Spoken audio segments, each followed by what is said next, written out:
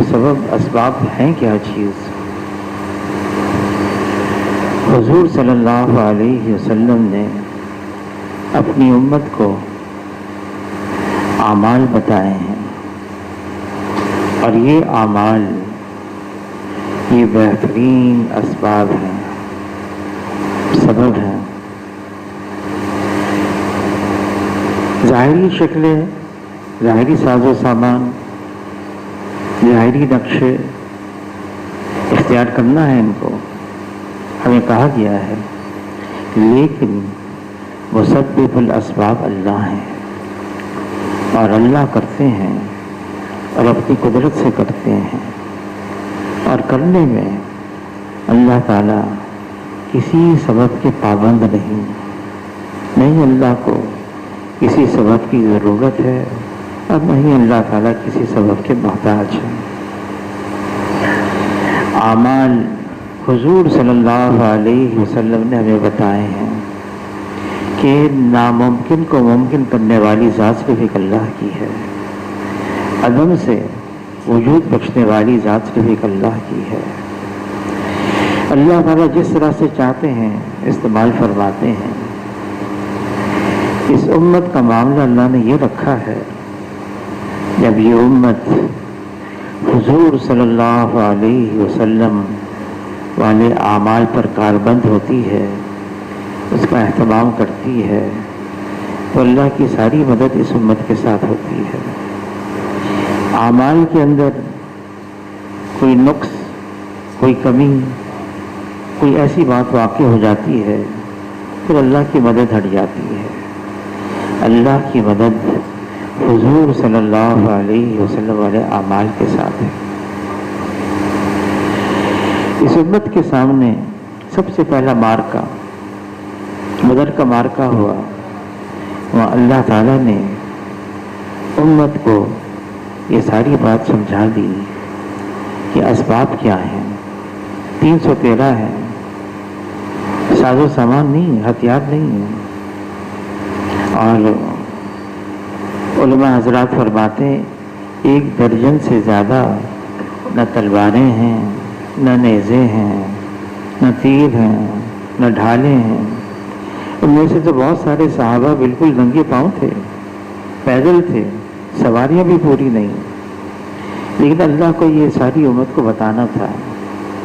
تو 313 کو اللہ نے 1000 پوری تیاری کے ساتھ آئے، لیس ہو کر آئے، پوری انہوں نے ایسی پلاننگ کی تھی، ایسی تدبیریں اختیار کی تھی، لیکن اللہ نے ان 313 کو غالب کیا۔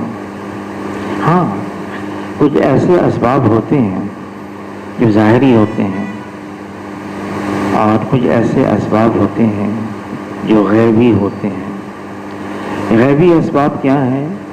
اللہ تعالیٰ نے بدر میں 1000 فرشتوں کو نازل کیا، پھر 5000 فرشتوں کو، پھر اللہ تعالیٰ نے ان فرشتوں کے ذریعے سے ایسا نظام چلایا کہ صحابہ کرام فرمانے لگے، ہم پہچانتے تھے یہ انسان کی وار سے گیا ہے اور یہ فرشتوں کی وار سے گیا ہے، ہم یہ پہچاننے لگے۔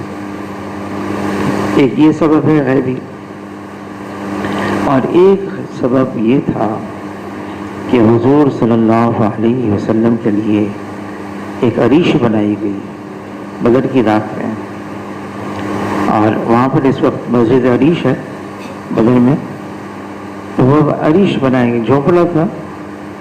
حضور صلی اللہ علیہ وسلم ساری رات اس میں اللہ کو یاد کرتے رہے، دعائیں مانگتے رہے، یا حی یا قیوم، یا حی یا قیوم۔ علی رضی اللہ تعالیٰ عنہ فرماتے میری عمر چھوٹی تھی، 20-21 سال، اور پردہ لگا ہوا تھا۔ میں نے پردے کو ہٹایا تو میں نے دیکھا حضور صلی اللہ علیہ وسلم سجدے میں ہیں اور اللہ کو پکار رہے ہیں۔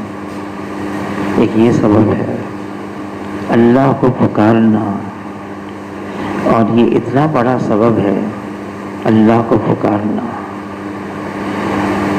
یونس علیہ السلام نے مچھلی کے پیٹ میں اندھیرا ہے، ایک تو مچھلی کے پیٹ کا اندھیرا، پھر سمندر کی گہرائی کا اندھیرا، پھر رات کا اندھیرا. پکارا اللہ کو، لا الہ الا انت سبحانک انی کنت من الظالمین. اللہ تعالیٰ نے اس بات کو فرما دیا کلام پاک میں. اگر یونس علیہ السلام اس طرح سے اللہ کو نہ پکارتے تو وہ حشر تک اس مچھلی کے پیٹ میں ہی رہتے. اور پھر اللہ نے یہ بھی فرما دیا، اللہ نے یونس علیہ السلام کو نجات دے دی اور یہ بھی فرما دیا وَكَذَلِكَ نُنْجِي الْمُؤْمِنِينَ، اور جو ایمان والے اللہ کو اس طرح سے پکاریں گے اللہ ان کو بھی نجات دے دیں گے. موسیٰ علیہ السلام اپنے لشکر کے ساتھ ہیں، پیچھے فرعون اور اس کی فوج ہے اور آگے سمندر ہے. قوم نے کہا بھی، بنی اسرائیل نے، ہم تو مارے گئے، پکڑے گئے، کوئی راستہ نہیں، کہاں جائیں گے؟ تو موسیٰ علیہ السلام نے فرمایا ہرگز نہیں، ہرگز نہیں. اور پھر اللہ کی طرف متوجہ ہو گئے. اللہ نے حکم دیا اس سمندر پہ اپنی لاٹھی مارو. اللہ نے راستے نکال دیے. عیسیٰ علیہ السلام بند کمرے میں ہیں اور ان کو سولی پر چڑھانے کے لیے لوگ آئے. عیسیٰ علیہ السلام بند کمرہ ہے، چاروں طرف سے کوئی راستہ نہیں. اللہ کی طرف متوجہ ہو گئے.